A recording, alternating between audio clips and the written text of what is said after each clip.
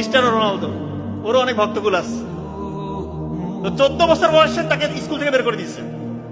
তো তোমার স্কুলে পড়ার কোনো যোগ্যতা নাই। 15 বছর বয়সে হার্টের একটা মেজর সমস্যা, হার্টের অপারেশন করলে ডাক্তার বলতেছে তুমি কখনোই খেলাধুলা করবা না, মানে কম্পিটিটিভ খেলা তো দূরের কথা, সাধারণ খেলাধুলা তুমি করবা না। ও বলতেছে আমি খেলবো। যেই সেই খেলা, ওর পরিশ্রমের লেভেল আপনি জানেন কোন পরিশ্রম করতো? ভোরবেলা উঠে পরিশ্রম করে। এমনি দুনিয়ার 1 নাম্বার প্লেয়ার, 1-2 নাম্বারের মধ্যে সেও তো আছে।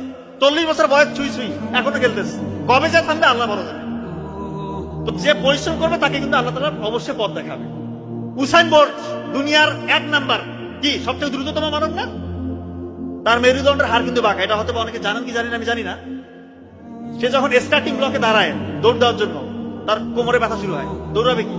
ডাক্তার বলতেছে তোমার জন্য দৌড় প্রতিযোগিতা নয়, তুমি অন্য কিছু করো। ওর এতই মনোবল চাঙ্গা, সে বলতেছে আমি দৌড়াবো। শুধু দৌড়াবো তাই না, দুনিয়ার মধ্যে 1 নাম্বার দ্রুততম মানব আমি হবো। এতটাই কনফিডেন্স লেভেল এবং এত পরিশ্রমী।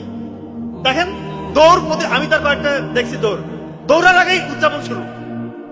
দৌড় মানে প্রতিযোগিতা শুরু হয়েছে তার আগেই উদযাপন।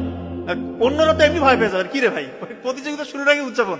এবার আসলে সে প্রতিটা প্রতিযোগিতায় ফার্স্ট হয়ে যায়। তো এই জন্যই পরিশ্রম করলে আপনি যে ধর্মেরই হন, যে লেভেলেরই হন, পরিশ্রম করলে অবশ্যই সফল হতে হবেন আপনি।